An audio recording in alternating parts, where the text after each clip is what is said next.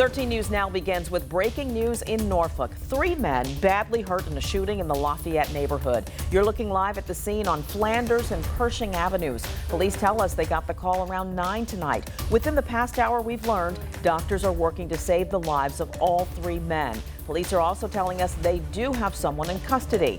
Who that person is and what role they may have played isn't clear yet.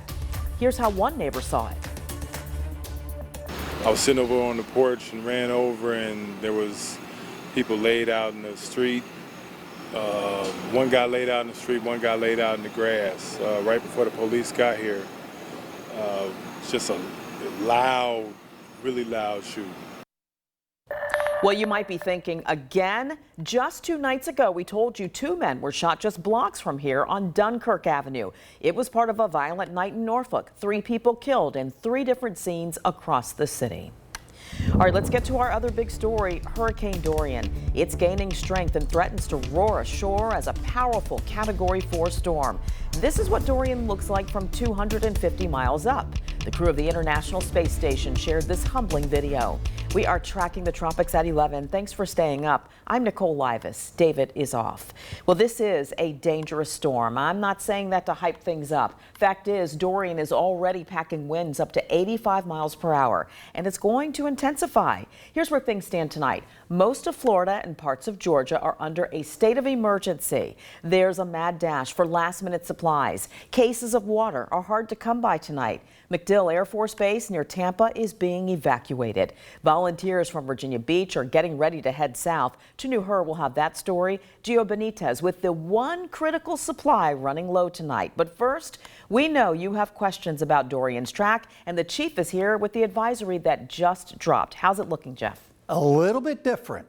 Not a lot, but a little bit different. And we were talking about this earlier. Well, the storm looks pretty similar, and it has winds that are pretty similar as well. Still not super well organized, but a couple of things have changed. It is up a little bit. It's up to 105, now gusting to 125. That's the first change. Still northwesterly at 12. More when I come back.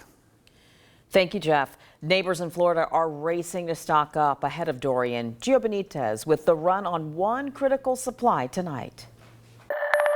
We're inside a Home Depot right now, and you can just see how busy it is here. There are so many people buying plywood that they constantly have to just restock these shelves. In fact, if you look over this shoulder here, you're going to see some shelves that are just empty right now. Let's take a look at what we are seeing across this state, especially those gas lines, because we are starting to see gas stations with gas lines, long lines there across this state. We are also seeing that some gas stations are running out of gas.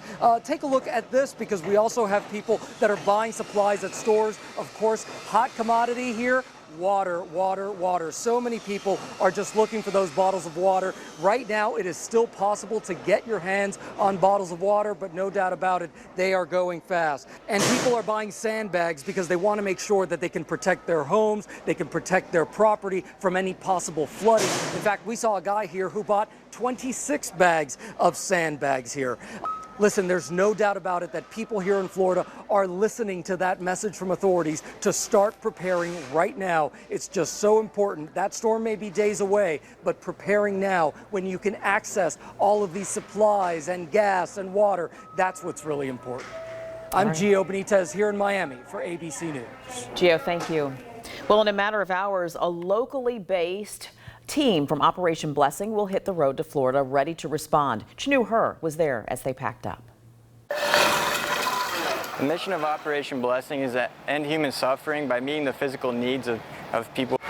It's not easy, and it's not one person's task to achieve a mission that big. We couldn't be doing any of this without our lifeblood, which is our volunteers, donors. With that help, Operation Blessing in Chesapeake is preparing to head down to Florida ahead of Hurricane Dorian, and they're going with help. We have a 35-foot box truck with a refrigerator unit on it. Right now it has a few pallets on it, including non-perishable food items. There's food. That's all of our construction supplies, so any debris cleanup, and things like that you're going to find in here. Then there's also the physical stuff, like cleaning debris and other personal goods. We're also going to be distributing goods, so that means hygiene products, cleaning supplies for household items, and then non-perishable items as well. So we're going to bring those three main components. But what helps this operation run Yep. are all of the people who come out to volunteer once Operation Blessing reaches Florida. Through local churches in that area, they've been able to get the word out. Yeah, that's exactly how it works. Anybody that's 18 and above signs a waiver and they volunteer with us, and they'll get a blue t-shirt just like the one that I'm wearing. Then they'll go out in the field and serve the community. Lending a hand to those who need it We'll do that and then some. is the fabric that makes up a community. All right, Shanu, so what part of Florida are we talking about here? Well, Nicole, this team is leaving early tomorrow morning, heading down there just north of Orlando. Now, they tell me when they get down there, they're hoping about 200 people, 200 locals will help volunteer with the crew. Hopefully they get the help that they need. Thank you, Chanu. Absolutely. Well, there's some girl power backing the data that goes into these forecasts. Look at this. These lady hurricane hunters made history today. NOAA says they're the first all-female 3-pilot crew to fly into a hurricane. Their data will help power the next advisory. That's due at 5 a.m. In the meantime, we are helping to answer your questions on the free 13 News Now app. Download it and check it out. Let's update you now on big breaking news today. A massive drug bust in Hampton Roads. We're here today to announce the results of Operation Cookout. Prosecutors aren't going after a little bit of pot here. They are charging 39 people with having a role in pushing heroin, cocaine, crack, and fentanyl into our neighborhoods. Stephen Graves is staying up late with us tonight. Stephen, this was a big bust. Big one, and wait till you see the indictment, how big that is too. But to show you the scope of this, take a look at the names here. 39 people charged in this so far. We're talking men and women, ages 19 to 63. We're talking about dangerous drugs seized here in an operation prosecutors say started years ago. It's a 108-page indictment detailing a massive drug ring bust.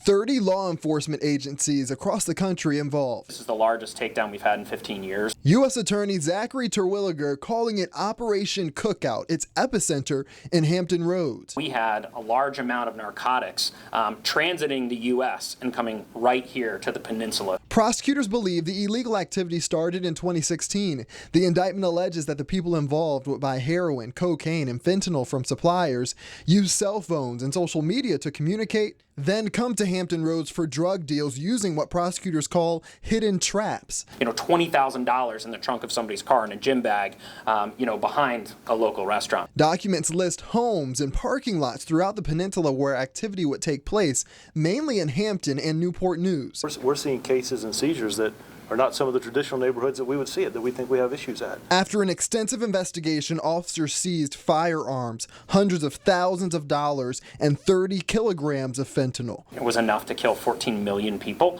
and a lot of that is being produced in laboratories over in China and coming here. Federal, state, and local officials say they want this whole operation to prove this. If you're out there, you're using firearms, you're dealing drugs, and you're hurting people in our communities, this is the group of people that's coming after you. So, Stephen, where does this investigation stand tonight? Well, officials say so far 35 suspects have been arrested. Online records say most of them are right from the peninsula. Now, U.S. Marshals are still trying to hunt down 4 suspects tonight. Wow, really was a big bust, that's Big, for sure. for sure. Thank you, Stephen. Well, 4 Portsmouth cops are on paid leave tonight after an incident involving the city's, quote, youngest citizens. Details on this story are sketchy. That's because police are not filling in the blanks of exactly what happened here. They won't tell us what this incident is or what led them to pull 4 officers off of the streets. The one thing we do know, there is an internal investigation underway, so stay tuned. Well, we are keeping a close eye on Hurricane Dorian tonight. Ever wonder how these storms are named anyway? Well, we have the answer, and it turns out a few jilted lovers are to blame. We'll explain that and get an update from Jeff in a little more than 2 minutes.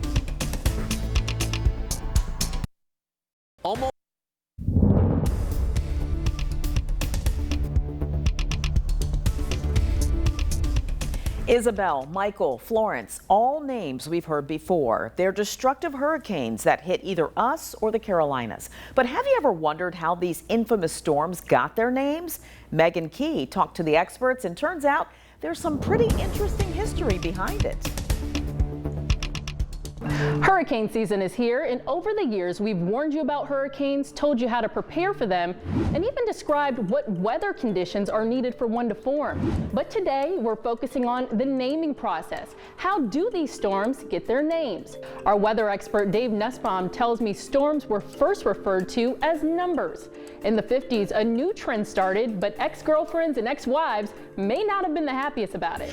Way back when, hurricanes were mainly just female names, and basically they got the name because the forecaster, it was either an ex-wife, an ex-girlfriend, or just some woman that was not they were a fan of. That's where the names started out with, when they started giving them names. Years later, in 1979, forecasters started incorporating male names too. Nowadays, the World Meteorological Organization in England chooses the names at random. But factors like where the storm is making landfall can play a part in the naming process. So they try to get a little bit of everything out there, so all different races and ethnic backgrounds are actually, names are put in, not just in the Atlantic Basin, but also the Pacific, also the Indian Ocean, and all around the world. Storm names are recycled every 6 years unless a storm caused significant damage. Then that name will be retired, meaning you'll never see another Hurricane Katrina again because of how destructive it was.